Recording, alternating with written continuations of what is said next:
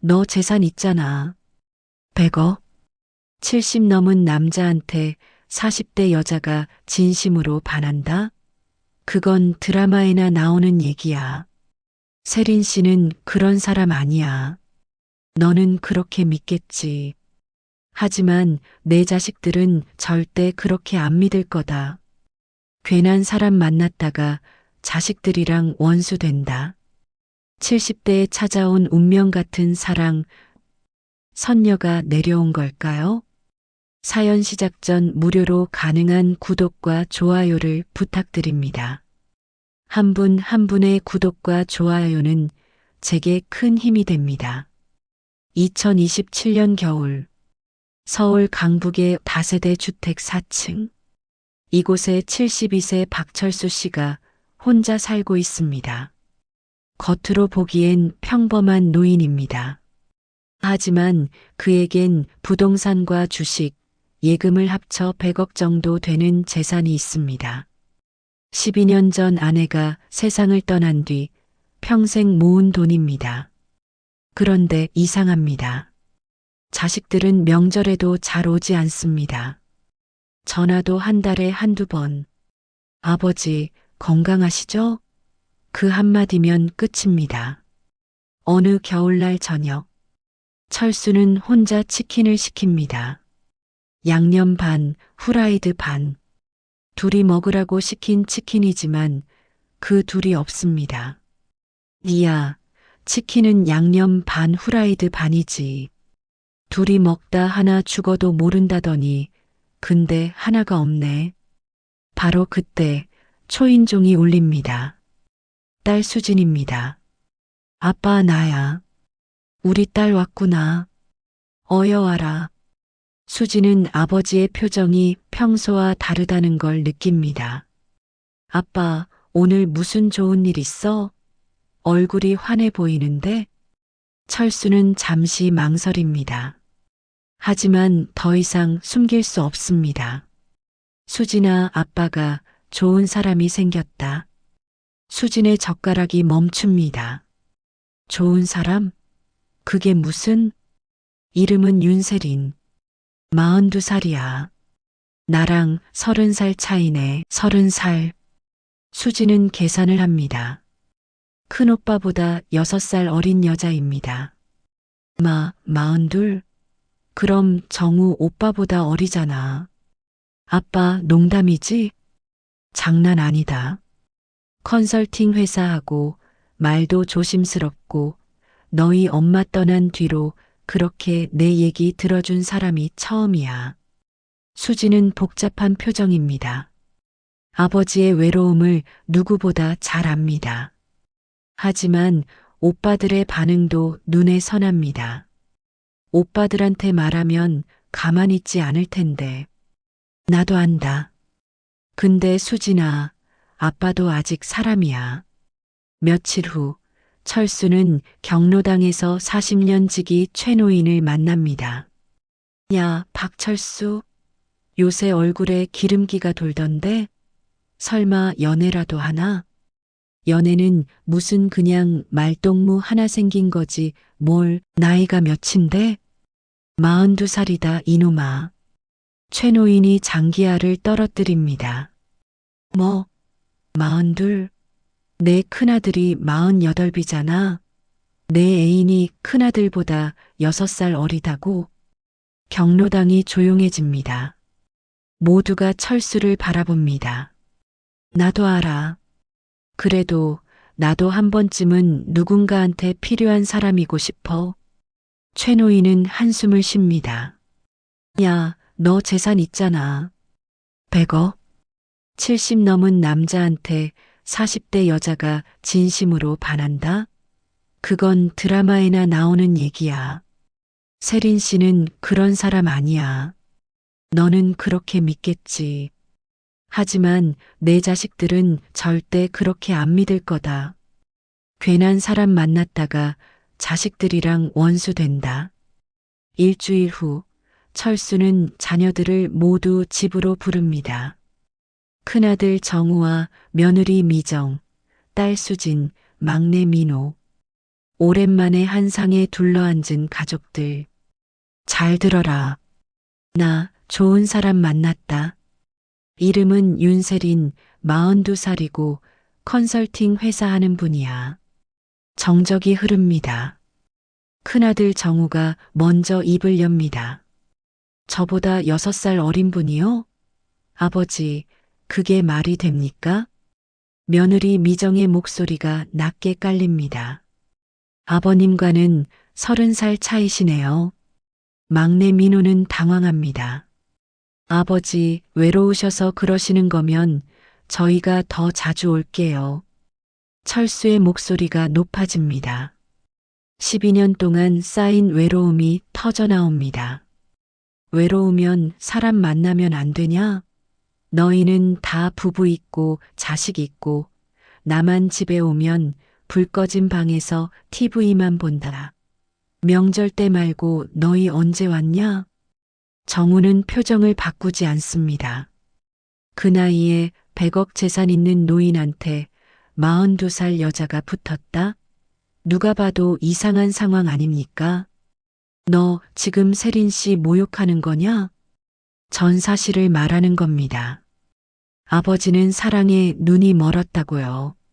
수진이 중재를 시도합니다. 오빠 말 좀 부드럽게 해. 하지만 며느리 미정이 본색을 드러냅니다. 그녀는 지난 일주일 동안 윤세린을 조사했습니다. 아버님, 솔직히 말씀드릴게요.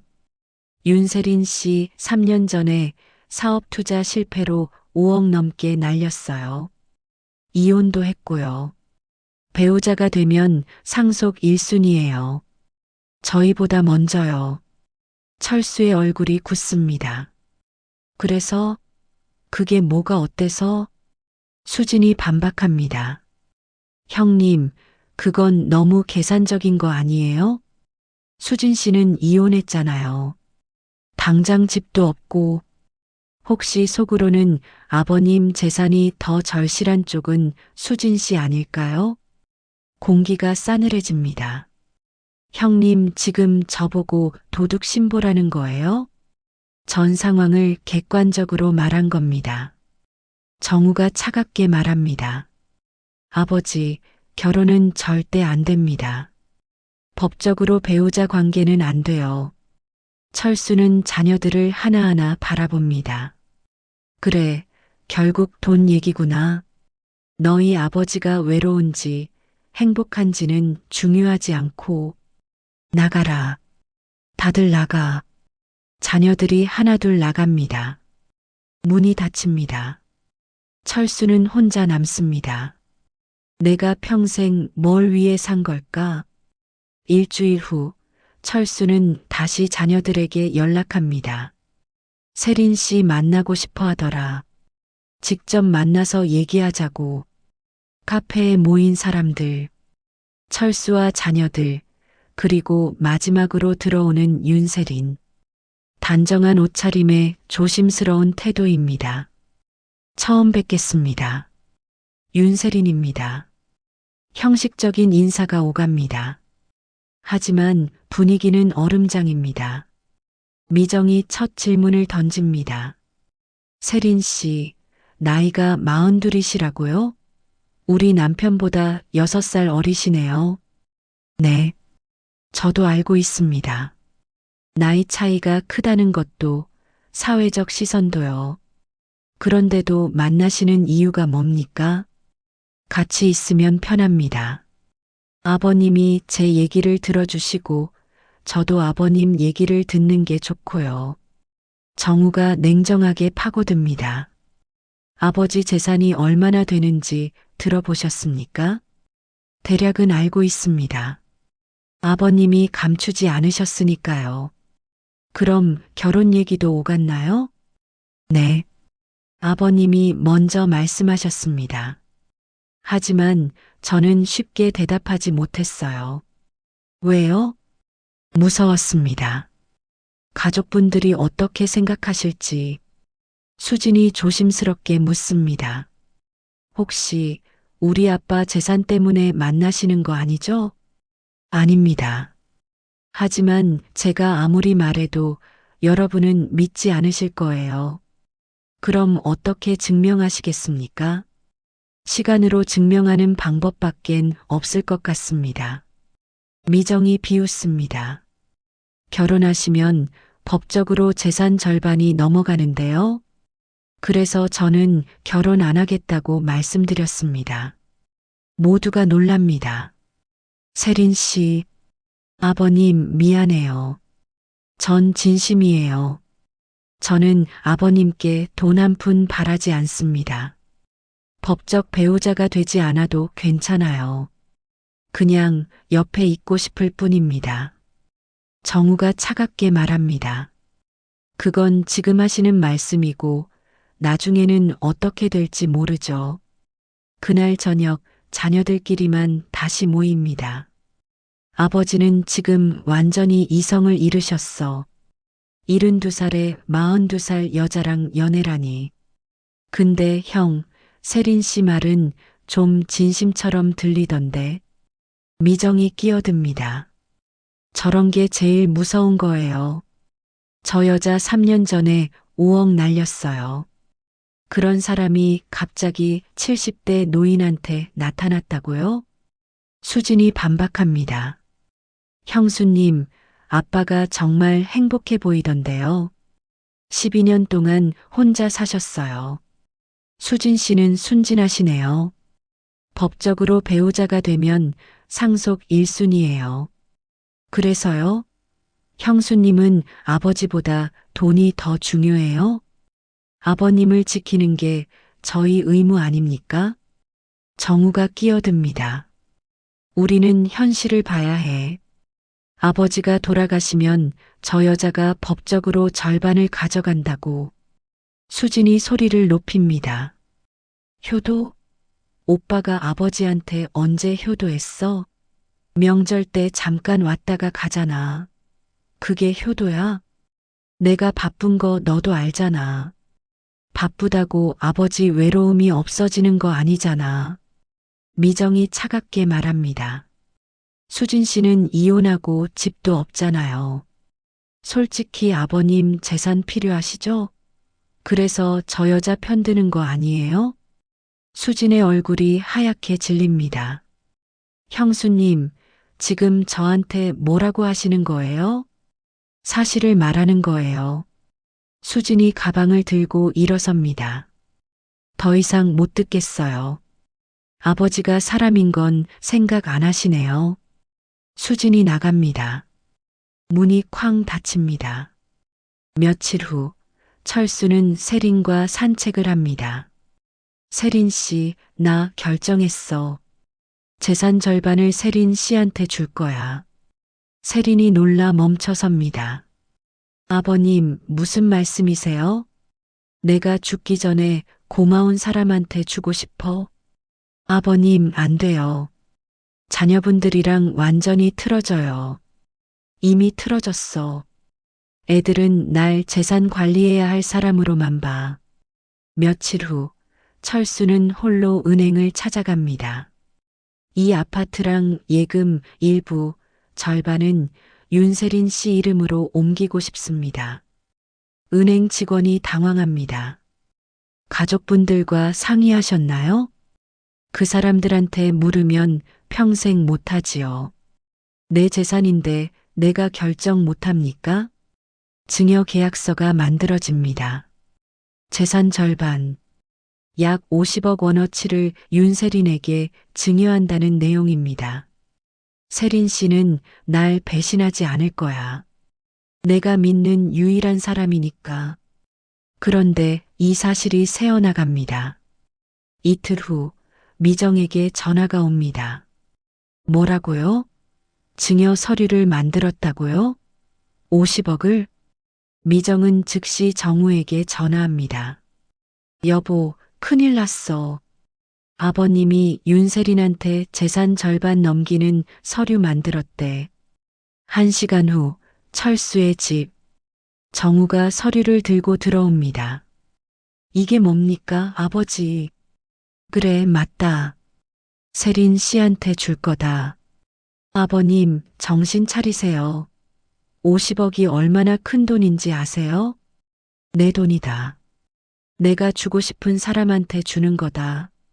아버지는 지금 사기당하고 계세요. 사기? 세린 씨가 나한테 뭘 요구한 적 있냐? 안 그러는 척하는 게 더 무서운 거예요. 철수의 목소리가 높아집니다. 너희가 정신 차려. 1년에 몇 번 와? 전화는 몇 번 해? 내 생일도 까먹잖아. 세린 씨는 일주일에 3번은 와. 너희는 뭐 했어? 민호가 조심스럽게 끼어듭니다. 아버지, 조금만 더 생각해 보시면. 난 이미 충분히 생각했다. 정우가 차갑게 말합니다. 좋습니다. 저희도 방법이 있습니다. 법적 조치요. 한정치산 말입니다. 철수의 얼굴이 굳습니다. 뭐, 너 내가 지금 날 미치광이로 만들겠다는 거냐? 아버지를 보호하는 겁니다. 나가, 당장 나가. 정우가 서류를 던집니다. 오늘부로 저와 아버지는 남남입니다. 재산 마음대로 하세요. 정우와 미정이 나갑니다. 민호도 나갑니다. 문이 닫힙니다. 철수는 혼자 남습니다. 내가 뭘 잘못한 걸까? 증여 서류를 만든 지 사흘 후 철수는 세린에게 전화를 겁니다. 하지만 받지 않습니다.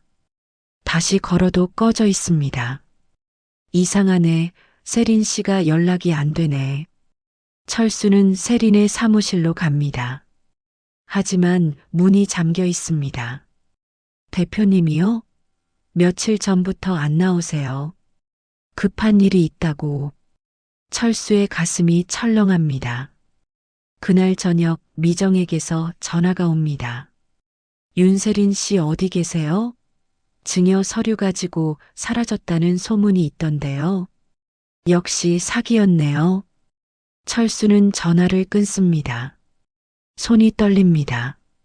다음 날 철수는 세린의 집으로 갑니다. 세린 씨, 계세요? 이웃이 나옵니다. 며칠 전에 짐 싸서 나가셨던데요. 어디 간다고는 안 하시고. 철수의 다리에 힘이 풀립니다. 아니야, 그럴 리 없어. 세린 씨가. 그날 저녁 철수는 집 앞 계단에 앉아 있습니다. 내가 바보였구나. 다들 말렸는데 나만 믿었는데. 그때 수진에게서 전화가 옵니다. 아빠 괜찮으세요? 세린 씨가. 수진아. 아빠 지금 가볼게요. 집에 혼자 가시지 말고 같이 가요. 하지만 철수는 현관문을 열고 들어갑니다. 어둠 속에 홀로 앉아 있습니다. 세린 씨, 왜 이러는 거야? 그의 가슴이 아픕니다. 숨쉬기가 힘듭니다. 아, 아프다. 철수는 바닥에 쓰러집니다. 1시간 후 수진이 도착합니다. 아빠, 문 좀 열어봐요. 수진은 비밀번호로 문을 엽니다. 바닥에 쓰러진 아버지를 발견합니다. 아빠, 구급차가 옵니다. 사이렌 소리가 밤거리를 가릅니다. 병원 응급실, 철수는 중환자실에 있습니다. 과로, 스트레스, 고혈압. 하지만 가장 큰 원인은 정신적 충격입니다. 병실 밖에 자녀들이 모였습니다. 오빠, 우리가 아빠를 죽이는 거야. 수진아, 우리 잘못 아니야. 저 여자 때문이지. 저 여자?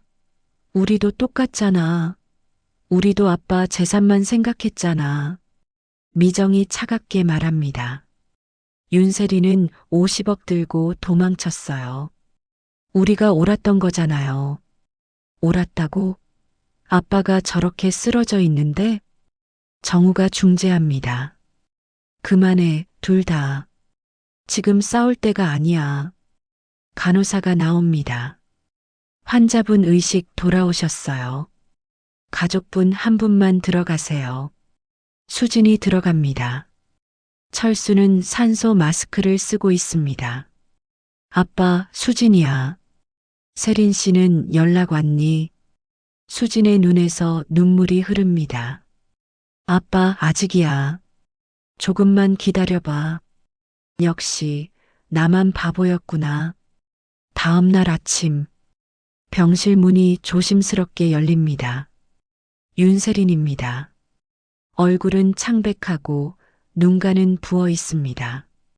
아버님, 수진이 벌떡 일어납니다. 당신 지금까지 어디 있었어요? 복도에 있던 정우와 미정도 들어옵니다. 윤세린 씨, 증여 서류는 어디 있습니까? 세린은 가방에서 봉투를 꺼냅니다. 여기 증여 서류예요. 전부 파기했습니다. 정우가 봉투를 엽니다. 서류가 찢어져 있습니다. 이게 무슨... 전아버님 재산에 손댈 생각 없습니다. 처음부터 없었어요. 그럼 왜 지금까지 연락 안 하고 숨어 있었어요? 세린의 눈에서 눈물이 흐릅니다. 무서웠어요. 제가 아무리 증명해도 믿어주시지 않을 것 같아서 그냥 사라지는 게 맞는 건가 싶었어요. 그럼 왜 짐까지 싸서 나간 거예요? 이사 준비 중이었어요. 더 작은 곳으로요. 아버님 만나면서 제 삶을 돌아봤어요. 너무 욕심만 부리고 살았구나. 철수가 눈을 뜹니다. 세린 씨, 아버님 죄송해요. 미정이 끼어듭니다. 그렇게 말하는 건 쉽죠. 근데 우리가 어떻게 믿어요? 수진이 조심스럽게 묻습니다. 세린 씨, 왜 우리 아버지한테 그렇게 잘해줬어요? 세린은 잠시 침묵합니다. 그리고 천천히 입을 엽니다. 저 어릴 때 아버지가 집을 나가셨어요. 제가 6살 때였어요. 병실이 조용해집니다. 엄마 혼자 저를 키우셨어요. 식당에서 일하시고 밤에는 청소일도 하시고 저는 혼자 밥 먹고 혼자 잤죠. 세린의 목소리가 떨립니다. 엄마가 돌아가신 게 5년 전이에요. 암이었어요. 장례식 날 빈소에 온 사람이 딱 3명이었어요. 엄마 직장 동료 한 분이랑 옆집 아주머니 그리고 저. 수진의 눈에서 눈물이 흐릅니다. 그날 깨달았어요. 엄마가 평생 얼마나 외로웠을까. 저는 그걸 모르고 살았어요. 엄마의 외로움을 한 번도 몰라줬어요. 철수가 작게 말합니다. 세린 씨, 그래서 노인들의 외로움이 어떤 건지 조금은 압니다. 혼자 밥 먹는 게 얼마나 쓸쓸한지, 말할 사람이 없을 때 얼마나 목소리가 작아지는지. 세린이 눈물을 닦습니다. 처음 아버님을 만난 건 노후 컨설팅 세미나에서였어요. 그때 아버님이 그러셨어요. 나는 누가 내 얘기를 들어준 게 마지막이 언제였는지 기억이 안 난다. 그 말 듣고 제 엄마가 생각났어요. 철수가 고개를 끄덕입니다. 그날 아버님 가시는 뒷모습이 너무 외로워 보였어요. 그래서 제가 먼저 연락드렸어요. 다음에 차 한잔 하시죠라고. 그게 시작이었군요. 네. 처음엔 업무였어요. 한 달에 한두 번 만나서 재무 상담도 하고. 그런데 어느 순간부터 아버님이 저한테 얘기하시더라고요. 젊었을 때 이야기, 아들, 딸 어렸을 때 이야기. 철수가 작게 웃습니다. 그리고 아내분 얘기도 하셨어요. 12년 전에 돌아가셨다고. 그날 이후로 집이 너무 조용하다고. 그 말 듣고 저는 더 못 떠나겠더라고요. 그래서 계속 만나신 거예요? 네. 일주일에 3번씩 뵀어요. 밥도 같이 먹고 산책도 하고 때로는 그냥 옆에 앉아 있기만 했어요. 미정이 조심스럽게 묻습니다. 그런데 사랑하게 된 건 언제예요? 세린이 잠시 망설입니다. 정확히는 모르겠어요. 어느 순간 아버님이 제 하루에서 가장 중요한 사람이 되어 있었어요. 아침에 눈 뜨면 제일 먼저 생각나는 사람이고, 세린 씨, 나이 차이요? 처음엔 저도 신경 썼어요. 근데 어느 순간 중요하지 않더라고요. 아버님과 있을 때 제가 편한 게 중요했지, 다른 사람들이 뭐라고 하는 게 중요하지 않았어요. 정우가 묻습니다. 그럼 재산은요?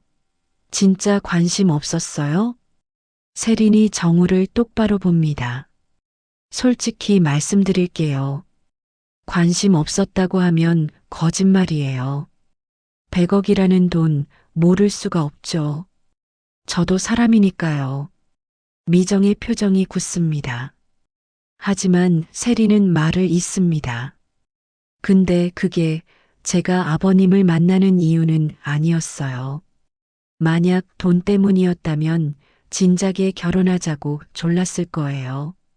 증여 서류에도 사인했을 거고요. 근데 전 안 했잖아요. 그럼 왜 안 하신 겁니까?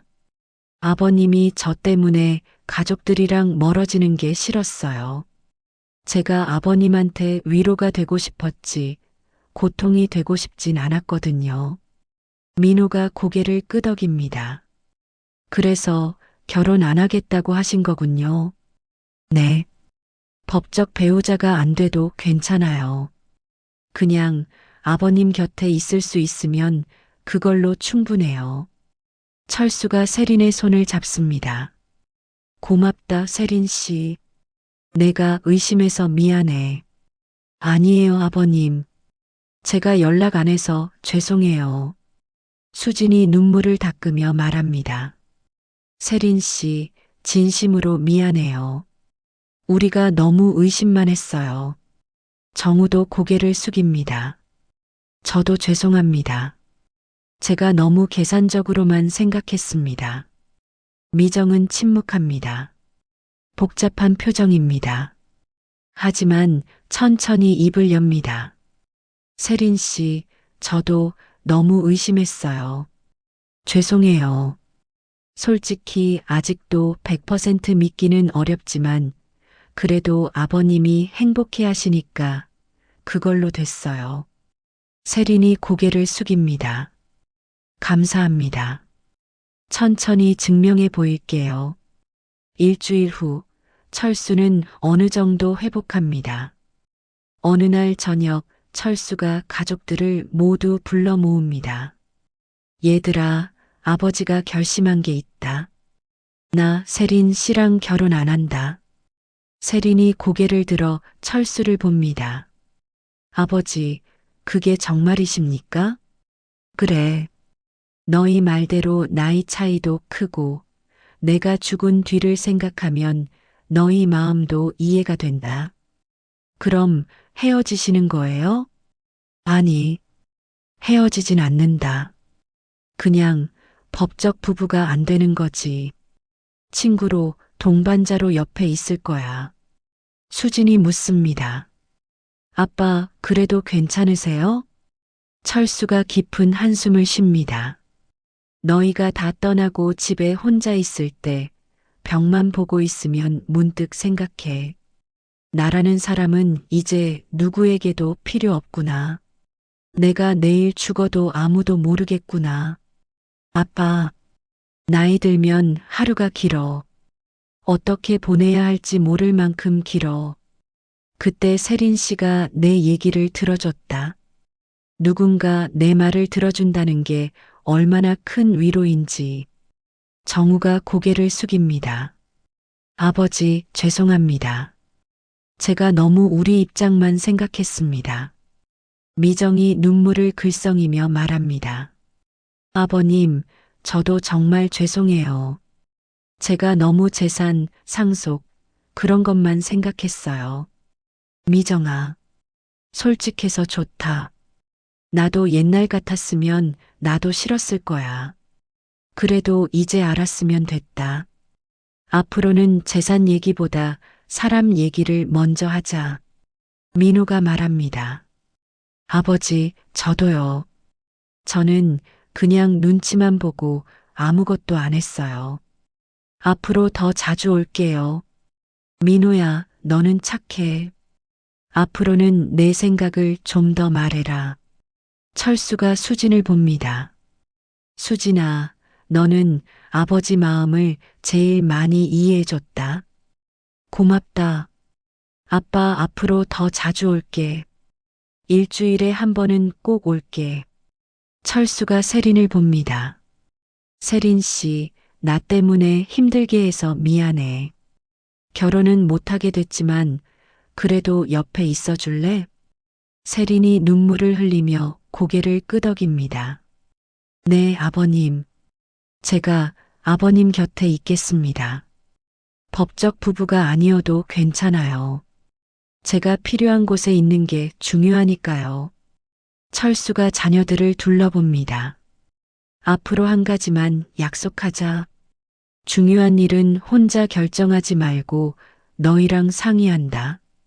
대신 너희도 내 인생을 존중해줘. 나도 아직 사람이고 감정이 있고 외로움이 있다는 거. 그것만 인정해 달라. 네, 아버지. 약속드리겠습니다. 병실에 따뜻한 침묵이 흐릅니다. 서로를 이해하는 침묵입니다.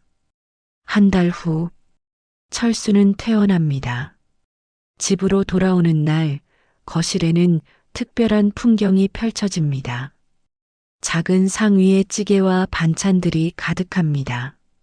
정우가 가져온 불고기, 미정이 만든 잡채, 수진이 끓인 김치찌개, 민호가 사온 과일들, 그리고 세린이 준비한 밥과 국. 이야, 이게 얼마만이냐. 이렇게 모여서 밥 먹는 게. 철수의 눈가가 촉촉해집니다. 아빠, 이게 가족이지 뭐. 앞으로 자주 이렇게 모이자. 네, 한 달에 한 번은 꼭 모이기로 하죠. 세린이 조심스럽게 말합니다. 제가 여기 있는 게 혹시 아직도 불편하시면 말씀해 주세요. 아닙니다. 아버지께 필요하신 분인 건 이제 인정합니다. 다만 앞으로 중요한 결정은 같이 상의해 주세요. 네, 약속드릴게요. 미정이 진심 어린 목소리로 말합니다. 세린 씨, 앞으로 잘 부탁드려요. 아버님의 좋은 친구로요. 감사합니다, 형님. 저도 잘 부탁드려요.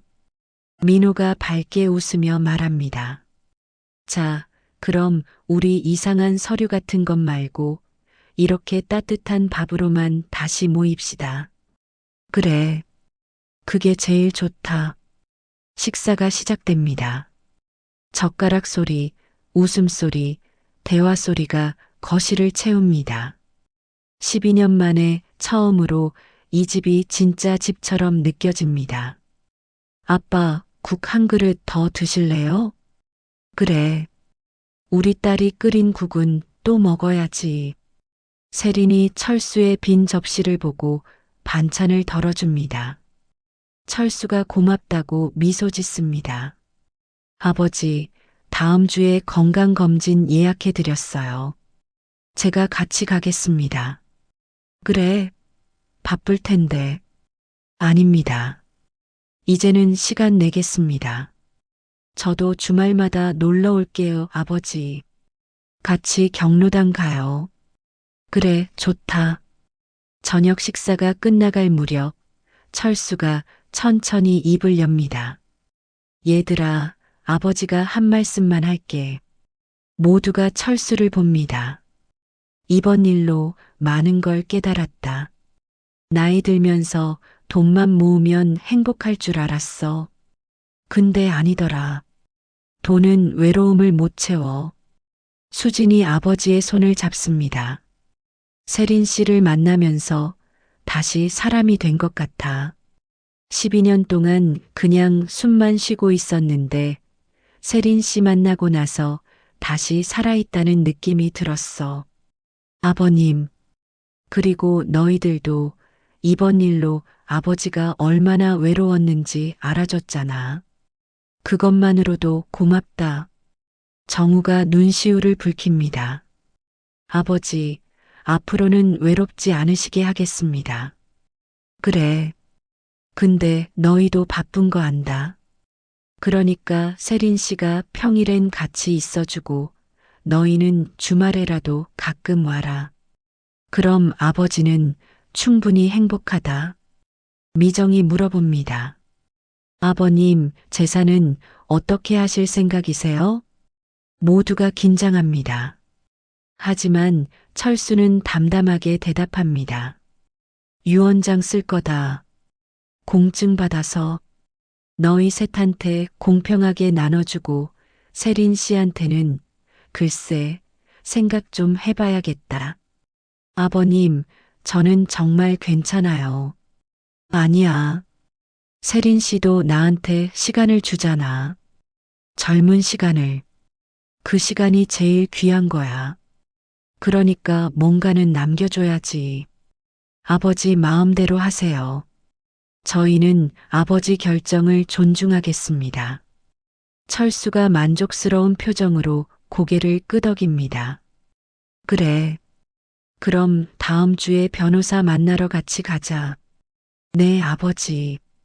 식사가 완전히 끝나고 설거지를 하는 소리가 들립니다. 수진과 세린이 함께 설거지를 합니다. 세린 씨, 앞으로 잘 부탁해요.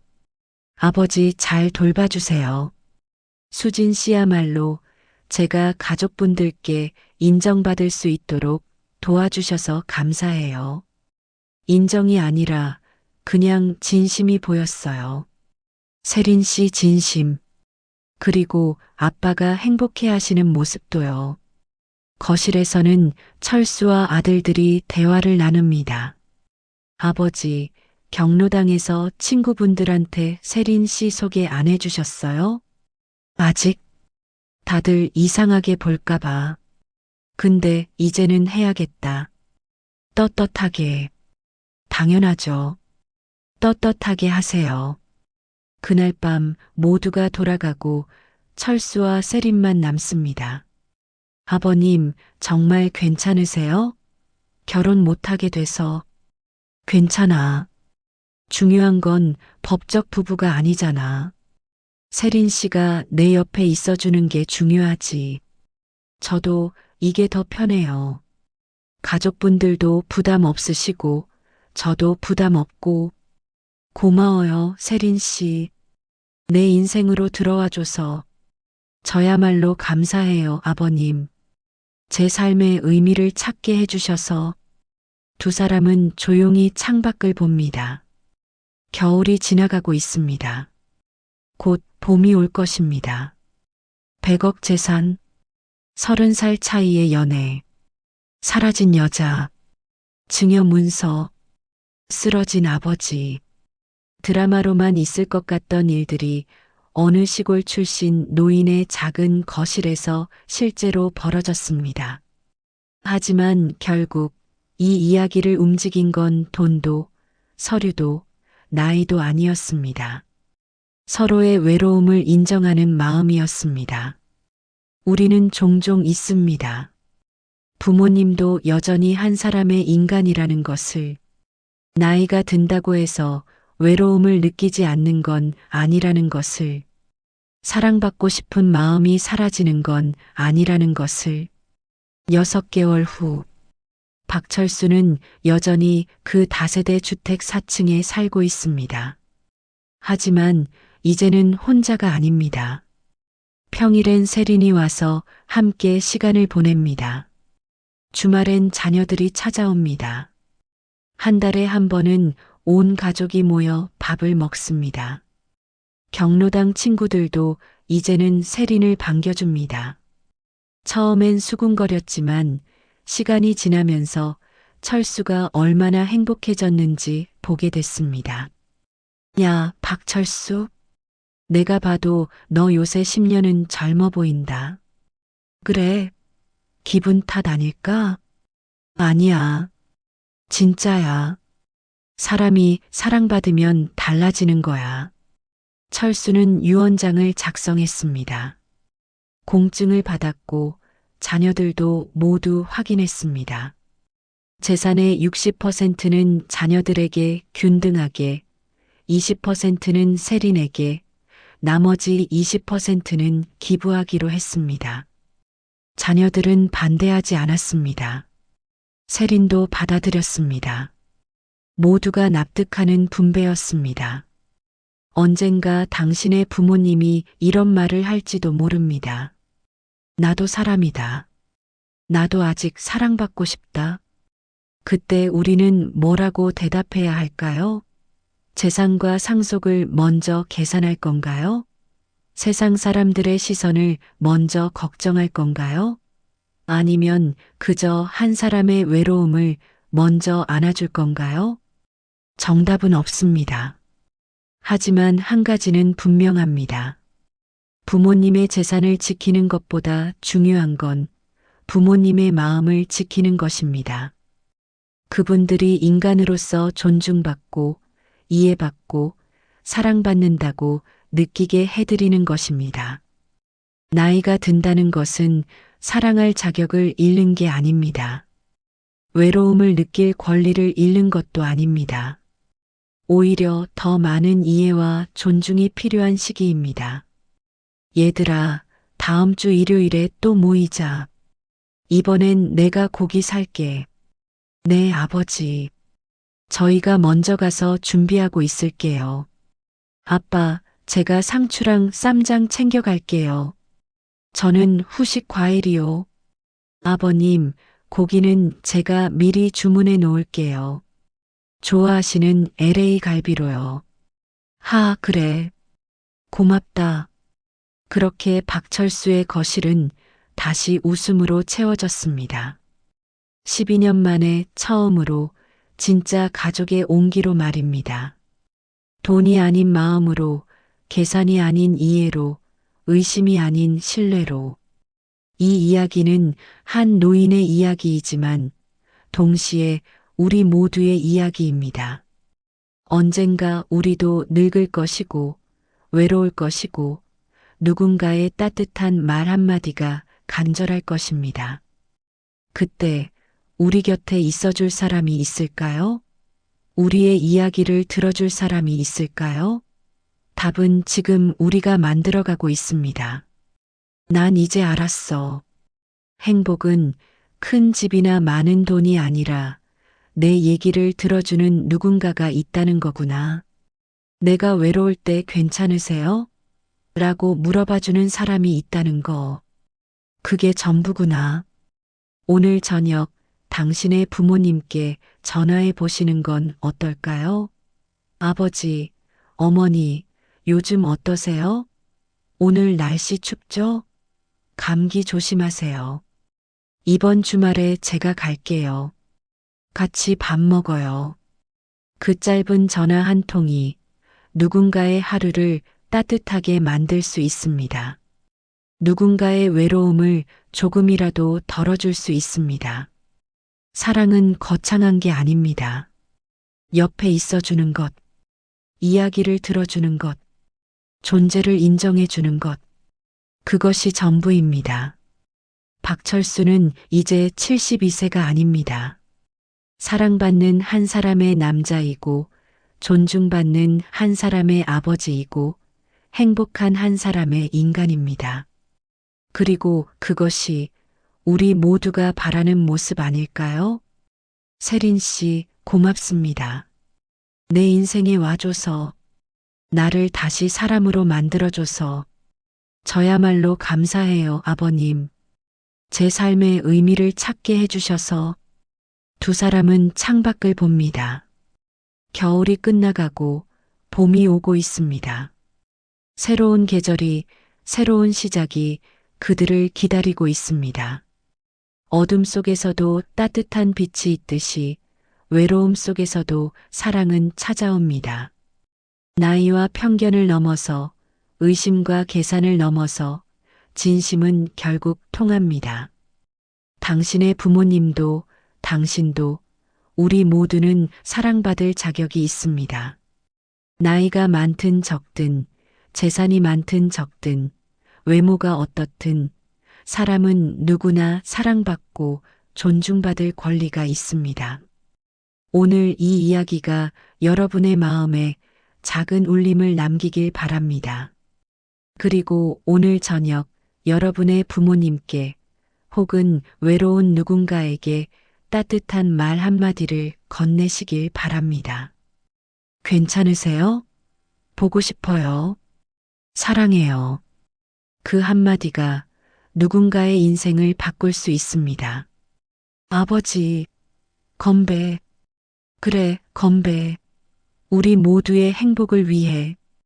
그날 박철수의 작은 거실은 진짜 가족의 온기로 가득 찼습니다. 웃음소리가, 대화소리가, 사랑이 넘쳐났습니다. 그것이 진짜 행복이었습니다. 그것이 진짜 가족이었습니다. 그것이 우리가 모두 원하는 것이었습니다.